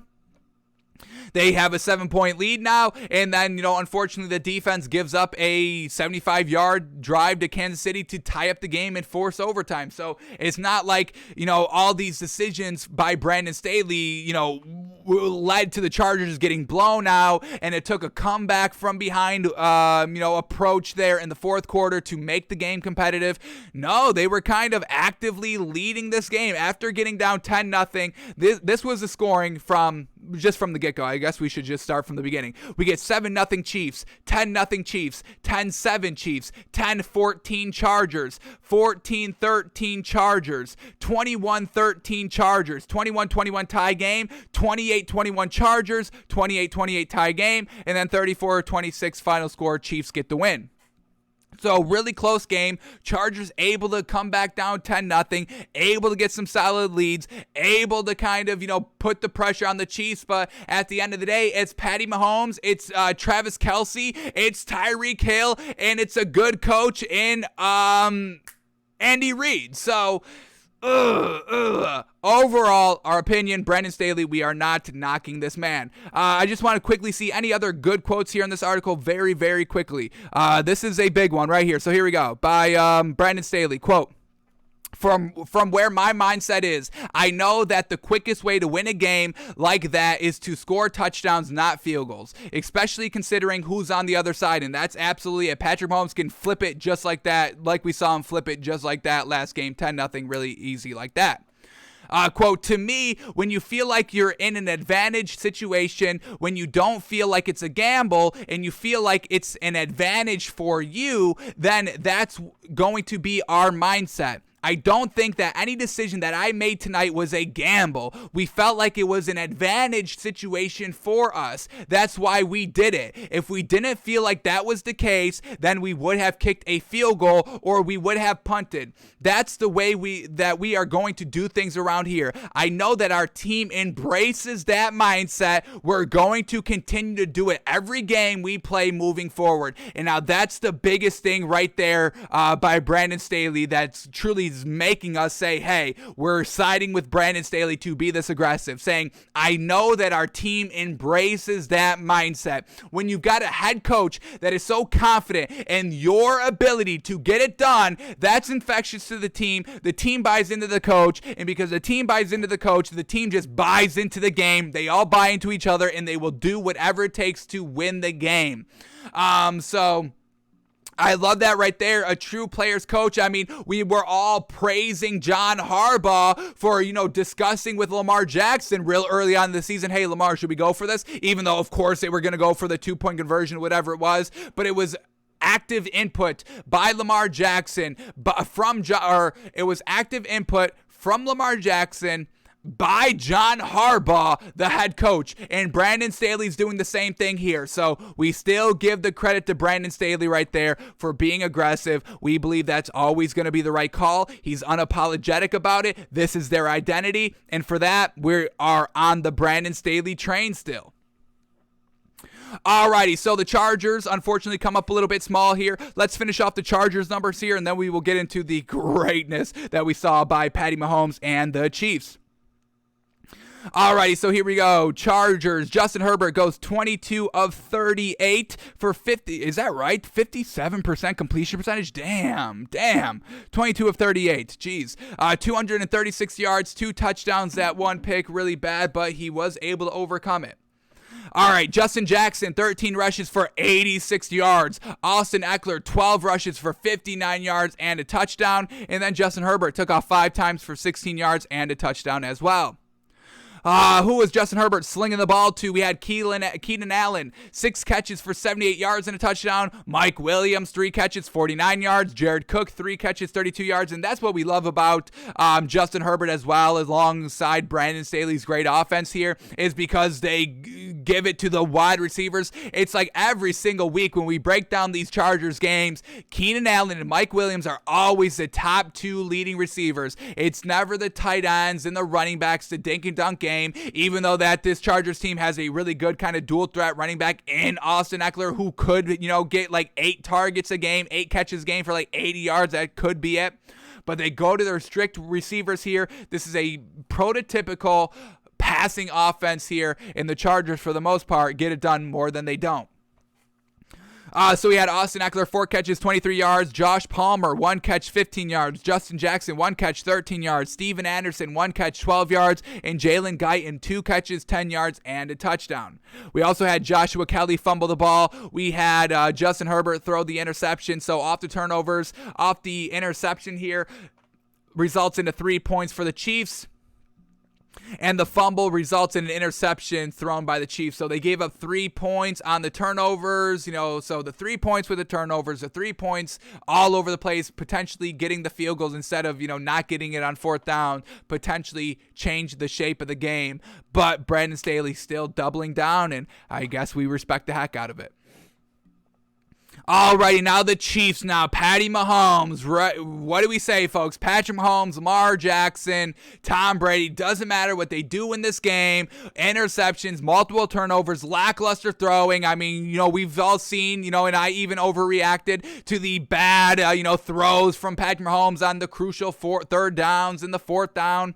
Ball just kind of slipping out of his hands, not grabbing the laces and just throwing an absolute lame duck. We saw those. He also threw an interception interception that resulted into 7 points by the Chargers. He overcomes that. He goes down 7 points, drives down, gets the touchdown, gets the ball in overtime, and ices the game just like that. That's what Patrick Mahomes does. That's what Lamar Jackson does. That's what Tom Brady does. Whatever they do during the course of the entirety of the game, they will always have the ball in their hands last possession to make up for all those mistakes, and that's exactly what Patrick Mahomes does. And that's why we did have to change our vote. We did have our Pro Bowl voting special last night, 7 p.m. Eastern yesterday. It's up on our YouTube. It's on the podcast formats. It's all over the place if you want to listen to it. But after this game, before the game, we kept Patrick Mahomes out of our top 6 Pro Bowl quarterback votes. But after this game, I had to go and turn it around, and I ended up swapping out Dak Prescott for Patrick Mahomes. So I think there was still time to do that. We submitted the votes. But that's what Patrick Mahomes is. Absolutely fantastic, absolutely spectacular, and we were able to see that last night, which is always great to see. So, Patrick Mahomes goes 31 of 47. 31 of 47. Absolutely fantastic. 65% completion percentage. We love it. 410 yards, just slinging the ball around. 3 touchdowns, 1 pick. Like we said, the pick, turned into 7 points for the Chargers. Not great. Patrick Mahomes also fumbled as well, and that fumble led to a turnover on downs by the Chargers, so a potential 3 points there. Once again, it's just, man, oh man, we're hindsight always is 2020, folks. We try not to, weigh hindsight, 1,000,000,000%, anything like that. But we are still saying Brandon Staley's decision. He's so confident in it, folks. We can't second guess it. That's how he's playing. That's the overall, kind of agreement by the players as well. Who are we to say that that's not what they should be doing, folks? Just because nobody's ever done it before, just because it looks a little reckless. I mean, they're still in the game. They were still in this game. They still had the lead with about a minute left. I mean, I don't think it's right to knock the Chargers for going all those 4th downs like that. But I know there's a lot of opinions out there. Everyone's talking about it. Obviously, you have your own opinion. We're not going to stop you from having your own opinion. We will tell you if it's wrong or not, but that's a different story. So Patrick Mahomes looking absolutely fantastic. Patrick Mahomes was the leading rusher, actually. 3 rushes for 32 yards. Clyde Edwards-Helaire, 9 rushes for 32 yards. And then Darrell Williams, 5 rushes for 12 yards. And then who was Patrick Mahomes slinging the ball to? Now this is what we're talking about, and we're about to watch the highlights in a minute, folks. Travis Kelce. Travis mother-loving Kelce, folks. And I think after what we just saw last night, everybody could pack up their bags at Tight End University. You can have your parents come pick you up. Session is over. Semester is over here at Tight End University. We've seen enough. It's Travis Kelce. He's the greatest tight end, folks. Man, oh man. We have the stats to back it up in a second here. But Travis Kelce last night, 10 receptions for 191 yards, 2 touchdowns, the walk-off touchdown in overtime. Absolutely fantastic.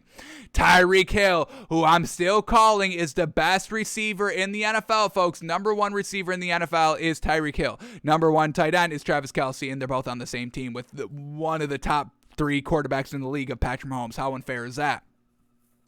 And we're going to watch Tyreek Hill's highlights as well and talk through those. But Tyreek Hill, 12 receptions for 148 yards, 1 touchdown, 3rd leading receiver. So we had 191 yards by Travis Kelce, 148 yards by Tyreek Hill. 3rd leading receiver, Brian Pringle, 3 catches for 22 yards. Michael Burton, 2 catches, 20 yards. Clyde Edwards-Helaire, 2 catches, 18 yards. And Mecole Hardman, 2 catches for 11 yards. But this is the stat right here, folks. This is the stat here that tells us Travis Kelce is the greatest specimen that there has been in the NFL in its entire history, folks.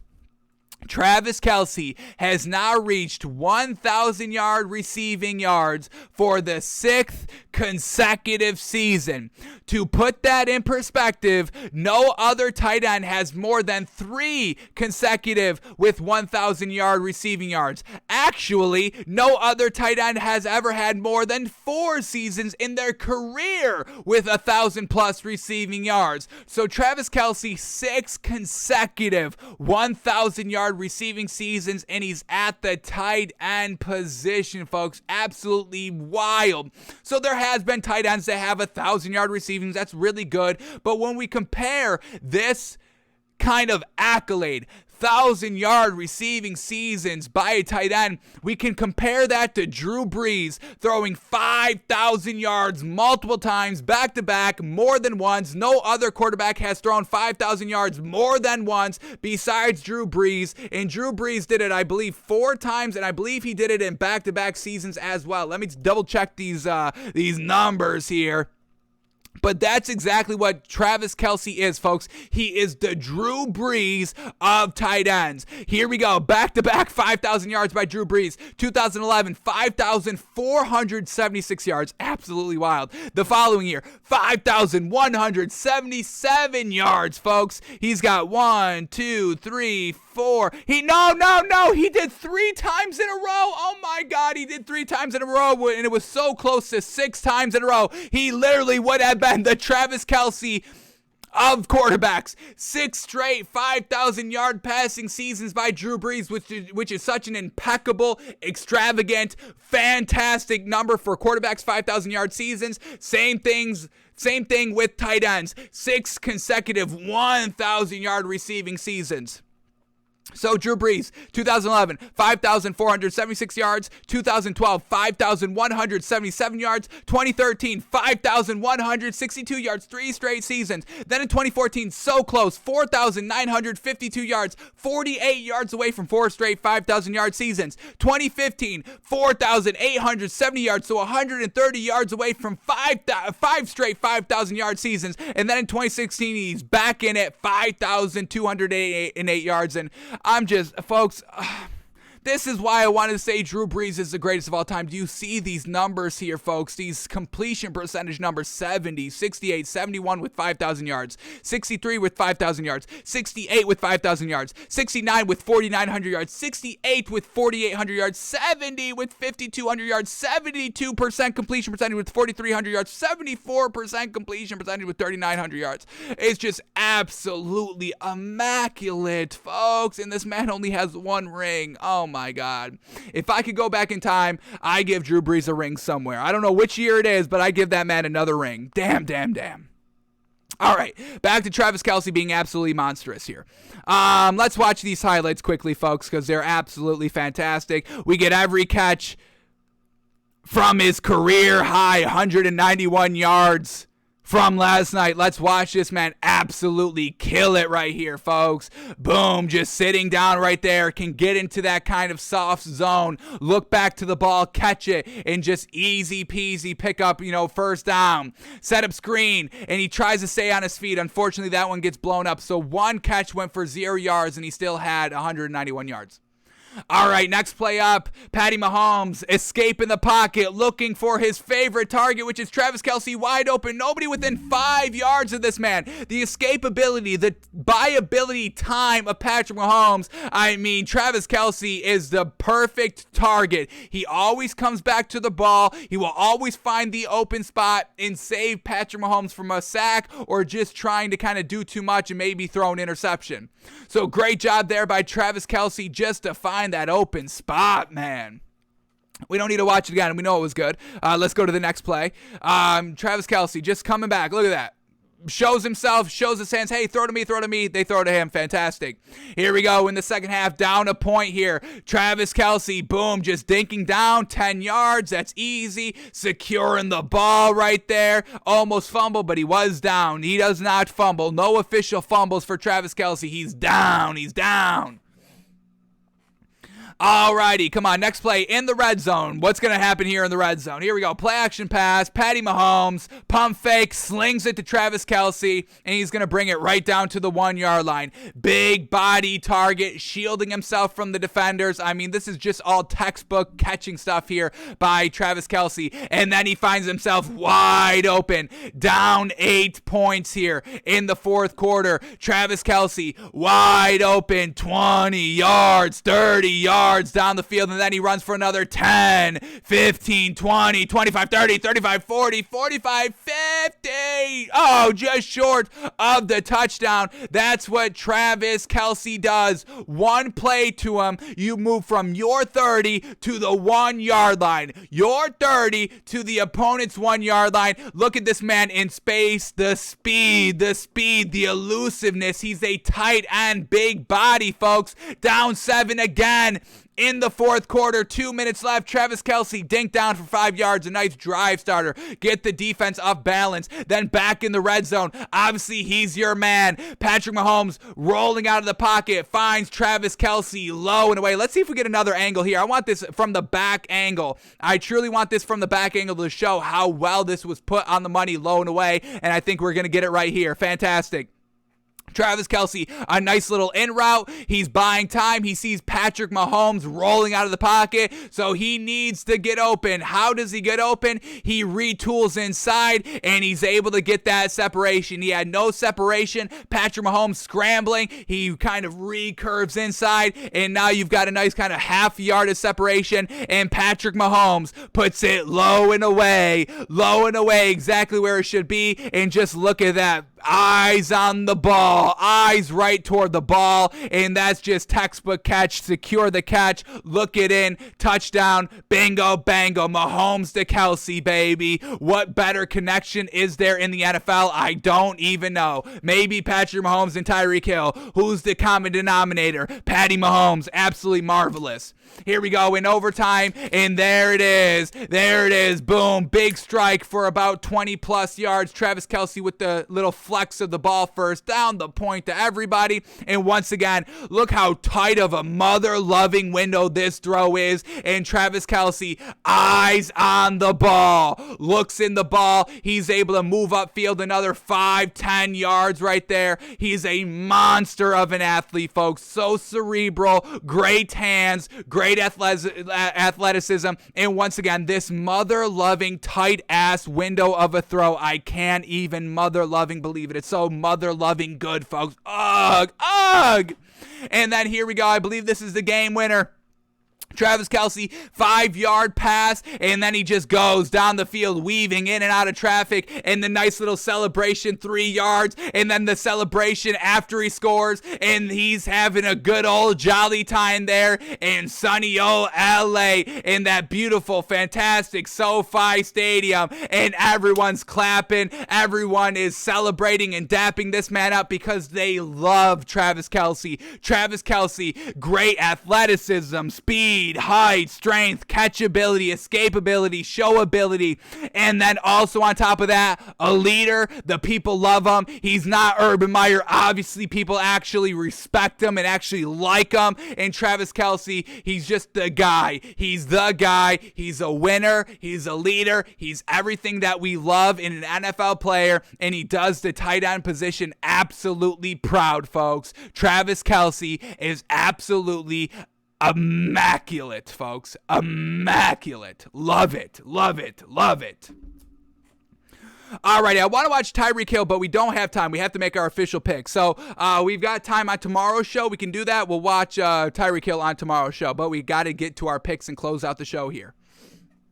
Alrighty, so here we go. Let's refresh these lines, make sure these lines are up to date, and start making our Week 15 picks, folks. We absolutely killed it in the NFL betting world in Week 15, and we're ready to do even better this week. So let's remind y'all what we did last week. We do 6 official picks every single week, 3 locks. You can bet whatever you want. These are locks. They will always hit 99, and then we do 3 99% guarantees. We feel very, very, very confident about these picks, but we can see maybe, potentially, possibly one thing that maybe, potentially, possibly goes wrong, that maybe, possibly, potentially hinders the bet, but we still feel very good. So last week, our 3 locks: Bucks minus 3.5, they win by 6, bango, bango. Falcons plus 2.5, easiest bet of the entire year. We called it the best bet of the entire year.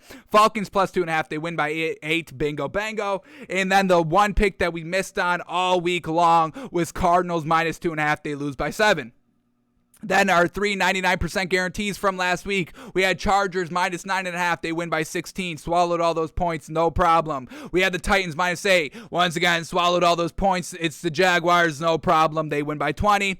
And then the Bucks minus 10. Once again, swallowing all those points, no problem. Or the Broncos minus 10. Swallowed all those points, no problem. The Broncos win by 28. Large, folks. 5 of 6 officially, and we're ready for the coveted 6 of 6, folks. Every pick hits this week, and we're ready to break it down. So here we go. Let's start with our 3 locks, folks. First lock up is going to be Bills minus 11. And I don't care. Josh Allen plays, doesn't play, bad ankle, acting up, all that. I don't care. Send in Mitch Trubisky, send in me, send in you, send in nobody. Only rely on this Bills running game that has never relied on the running game or has established a running game. Or I don't think this Bills team has ran with a running back more than 10 times in a game. Have all of that. And I still swallowed the 11 here with the Bills. It's a Cam Newton-led Panthers team. It's a Matt Rule-led Panthers team. And now we're starting to see Matt Rule kind of be a little like Urban Meyer and just overall garbage, poor decision-making at the head coaching level. Bills minus 11 here. No viability in the Panthers. This is an absolute must win. And not only a must win game here by the Bills, a must win in dominating fashion. They must absolutely beat the brakes. Beat the absolute brakes and rotors and calipers and shoes off this Panthers team, folks. You must obliterate them. So much so that Cam Newton is saying, all right, I'm not back. Buttoning up his shirt. I'm not back. I'm sorry. I take it back. I'm sorry. I'm not officially back. I'm so sorry. Buttoning up the shirt, covering that Superman ass. And Cam Newton is on the next train to nowhere, folks, because he's not going to have a future here in the NFL after the Bills defense is done with them. Do you understand? Bills minus 11. We greenlit it all the way up to, what was it? The most that we could take. Bills minus 25, I believe. Here we go. Bills minus 25.5 now. Jeez, this keeps going up, and we're going to keep taking it, folks. Bills minus, actually, we're not even taking Bills minus 11. We are going actually, folks. This is our actual official bet of the week. Are y'all listening? Are y'all understanding? No more Bills minus 11. We are officially taking, this will count against us. I do not care. Bills minus 25.5. That is what we are saying, folks. We would bet it all the way up to Bills minus 30 if we could. We'll keep track of this bet. We will always increase it as long as it is increasing. We will always fix our overall spread here to the highest maximum possible choice, folks. Bills minus 25.5 is an official lock. Are you listening to the words coming out of my mouth, folks? Minus 25 points is an official lock of the week, folks. Panthers are absolutely a disgrace. Cam Newton is an absolute disgrace of a quarterback. Urban Meyer has really got me fired up about disgracefulness in the league, and I'm starting to see a lot of disgracefulness here in Carolina. Bills minus 25.5. Alrighty, our next lock this week, folks. We are going Dolphins minus 9.5. Dolphins off the bye. Dolphins in the playoff hunt. Absolutely fantastic. We just got Myles Gaskin off of the COVID-19 list. Fantastic. Now we're still waiting for Jalen Waddle and Javon Holland, our rookie safety and rookie wide receiver. We do need both of them. Javon Holland's been an absolute monster here for this Dolphins defense, and Jalen Waddle's one of the best receivers in the league. Not rookie receivers, just overall receiver in the league. Tua has been absolutely fantastic. I'm sure he learned so much off the bye. We know he just wants to learn and get better, and I'm sure he took that extra week to learn and get absolutely better. Now, with this Jets team, their offense is so lackluster and inconsistent, folks. There is no bettability in this Jets team.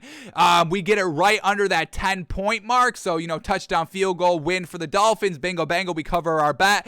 Perfect spot to bet the Dolphins here at -9.5. This Jets team, the offense is so absolutely not good, folks. They don't do anything good. Zach Wilson cannot lead a team for a full four quarters. And the one thing that Tua does so well that people just toss aside and act like it doesn't matter, Tua wins, folks. The man is an absolute winner. When he needs to step it up for a touchdown, what does he do? He drives down the field and scores the ball. The man wins games. People take winning for granted so much. Trevor Lawrence has 2 wins. Zach Wilson has two wins? I think they won with Mike White. So that's a win not accredited to Zach Wilson. So we are getting quarterbacks that are winning 2 games, and y'all want to say that they're great quarterbacks? Come on, you don't have that winning factor. Y'all love everything besides winning. Why is that? Tua's the winner. He wins this week. Dolphins -9.5. All right, and then our last lock of the week, folks, we are going Rams -4. Don't get caught up on the Seattle Seahawks 2-game winning streak. It's 2 games, correct? Let me double check this. They're trying to make their push for the playoffs, all of that. They've won the last 2 games here. Just beat the Texans. It's the Texans. It's not that good of a win. And then the week before that, they beat the 49ers, went back and forth, all of that. They got it done. That's a good quality win right there. We'll give the Seahawks credit. They have faced the Rams earlier this season and got beat 26-17. So, that's a 9-point win. We only have to swallow the 4 here. The Rams are at home for this game, where Seahawks were at home for the Rams in week 5, a little bit earlier in the season. But the Seahawks defense is nothing great, folks. This Rams team truly cemented themselves as true contenders last week, beating the Cardinals on the road in an immaculate performance. Such a clean performance by Matthew Stafford, getting OBJ involved and not just kind of only involved. They kind of didn't force anything to him, so everything is truly kind of clicking into place here, where it was a little rocky for the first couple of games with OBJ, but everything is smooth sailing. Seems like the genius that is Sean McVay has everything smooth as butter here, and Matthew Stafford is just playing the best football of his entire career. We broke down the numbers yesterday on our Pro Bowl show, and this is the best season kind of statistically that Matt Stafford has played so far. They're winning games. We'll swallow the 4 here, no problem. The Seahawks offense is so inconsistent. Their defense is nothing special. Rams are ready to close out the regular season here at home,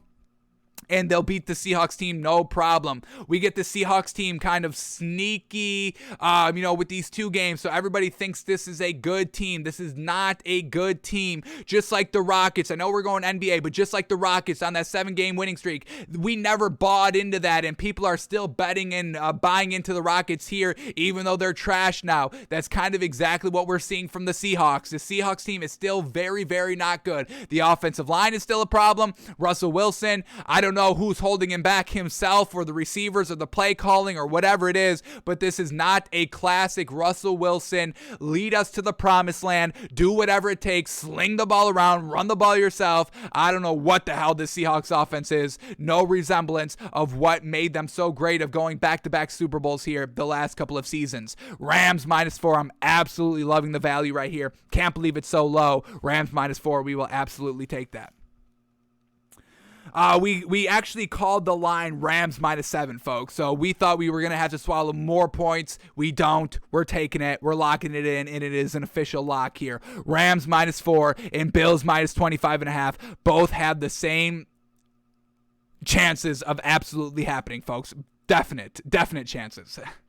So our 3 locks this week are Bills -25.5, Dolphins -9.5, and Rams -4, swallowing points this week. All right, now our 3.99% guarantees, folks. Feeling so confident about these. There is maybe one thing that potentially possibly goes wrong. We don't think it does, but we'll talk it all through. So here we go. Our first pick in our 99% guarantees. We've already spoiled it, but we'll talk about it again. Jaguars minus 3.5. Here's the Cliff Notes version if you didn't see our earlier segment of talking and absolutely going crazy on this Jaguars team and how much we love them. Jaguars, they're at home. Great. They're facing the Texans. Great. No more Urban Meyer. Super gosh dang great. Everybody's feeling free. They feel free. They're feeling refocused. They're feeling re-energized. We're hearing all that right from the horse's mouth, folks. Everybody respects this new interim head coach, Darrell Bevell. Trevor Lawrence is just feeling focused. That was the mantra. We're feeling focused, not relief, even though they are kind of relieved. They're feeling focused on this game. Now, why this is truly on our 99% guarantees, because of that half a point hook. I really love the Jaguars minus 3. Now, this Jaguars offense still needs to prove itself. It's got to get it done on the field, and that's something Trevor Lawrence has never done. We're really just betting on the overall feeling in the locker room right here, alongside with the Texans offense not being that good of a team either. So would have loved the Jaguars minus 3. The extra half a point hook may kill us. Jaguars win by 3 and we lose the bet. So we really would have loved getting Jaguars minus 3, but we are still gonna, eat that half a point hook here. Texans, they haven't really done anything all great this season. This Jaguars defense has shown real great glimpses throughout the season. I would say about 3 glimpses so far this season of absolutely locking up other teams and good teams. Locked up the Colts at Indianapolis. Locked up the Bills. Won that game. So they've proven that they can get it done in glimpses. And I think it all comes out because they're so relieved that Urban Meyer is no longer on this team. Davis Mills had the best game of his career last week. I doubt he can keep it up 2 games in a row. And I think this Jaguars defense truly is the big factor of why they win this game. And we see the same Jaguars defense that we saw against the Bills and the same Jaguars defense that we saw against the Colts. Jaguars minus 3, loving them this week. Alrighty, next pick here in our 99% guarantees, we are going Cardinals minus 12.5. Now, I believe DeAndre Hopkins is a little questionable and maybe won't play this game, but at the end of the day, this Cardinals team still has other great weapons to go with here. This Cardinals team has to win this week because they lost last week. They're facing the Lions. This Lions team is still trash, folks. We know this. They won 2 weeks ago. They lost last week. Still trash. Still can't move the ball. Jared Goff is still absolutely not good. And this Cardinals defense, ready and hungry for some blood in the water. They weren't really able to do anything that great against the Rams. And against this Lions team, it's going to be open season for this Cardinals defense. An absolute obliteration here by Detroit. No viability, no bettability in this team. Jared Goff cannot move the ball. Running backs are a little bit of a factor here. They've got no weapons either. Cardinals, yes, even without DeAndre Hopkins, as long as they've got Kyler Murray, he can do it all himself. Cardinals minus 25 or minus 12.5, swallowing all those points. All right, and then our last pick here, we're giving this team all of our confidence, folks. We are loving what this team is. We are going Patriots plus 2.5, folks. Yes, sir. This Patriots defense, we believe they are going to absolutely shut down the running game of the Colts. They will do whatever it takes defensively to not let Jonathan Taylor run all over them. That's what the Patriots do. That's what Bill Belichick does. Takes away the thing you do the best, and obviously the rushing game is the best thing about the Colts. So now we get Carson Wentz having to go and throw the ball over and over and over and over again, and having to make and go out and play mistake-free football. I don't know if he's up to it against a Bill Belichick level schemed team. Let me quickly do this. Let's bring up Carson Wentz's career stats here. See how many times Carson Wentz has faced Bill Belichick in the Patriots, and see what Carson Wentz has looked like here. I don't know if these these stats are going to speak for us or against us. I don't know if Carson Wentz, A, has faced Bill Belichick or what his numbers do look like, but I'm assuming Bill Belichick shut this man down. So here we go. All of Carson Wentz's game logs. How many times, if any, has he faced a Patriots team? So year 1 does not face the Patriots. Alrighty. Year 2, he does not face the Patriots. Year 3, he does not face the Patriots. Year 4, he does face the Patriots, and he loses 17-10. 50% completion percentage, 214 yards, 1 touchdown, no pick. That's good, no pick. No fumble? No fumble either. Did he not fumble? Oh, he did fumble twice and lost it. Okay, that's what we're saying. He's gonna get after Carson Wentz. All right, did he face him again? Next year up. Did he face the Patriots? He did not. Next year, did he face the Patriots? This is this year, and he did not face them so far. And he did face, he didn't face the Patriots in the Super Bowl. His replacement beat the Patriots in the Super Bowl.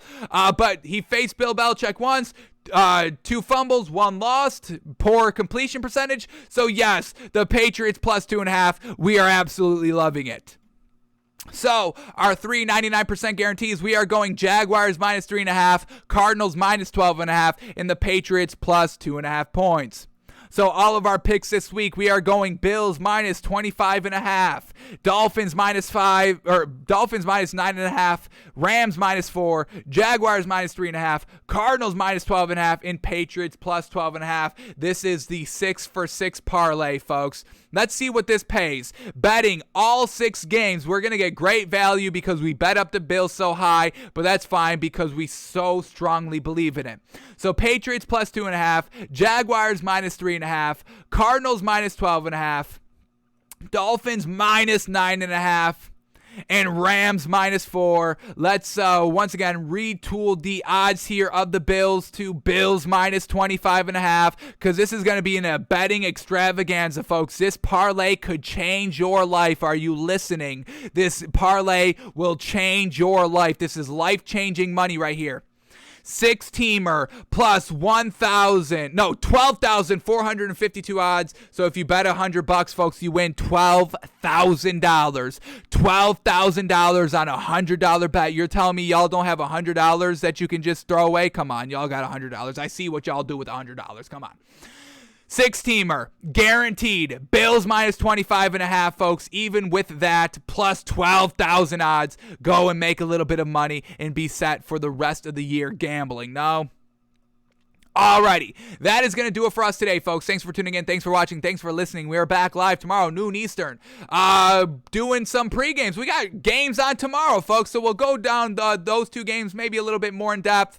Still want to watch Tyreek Hill from yesterday. Still want to watch Tom Brady and Aaron Rodgers from last week to try and just, do a little experimentation in our MVP voting. Doing our NBA 10 and all that. So whatever comes up, we'll talk about it tomorrow here. It doesn't seem like anything has been... Jadeveon Clowney just tested positive for the Browns. Miles Sanders and Jordan Howard will play for the Eagles. That's big time for them. So still COVID is coming out here.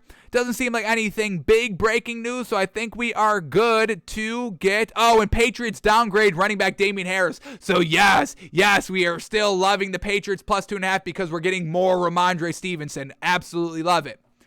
Alrighty, so that seems to do it for us today, folks. Alrighty, folks, here we go. We are out of here, folks. Have a great one. Make $12,000 this weekend. We will. So, alright.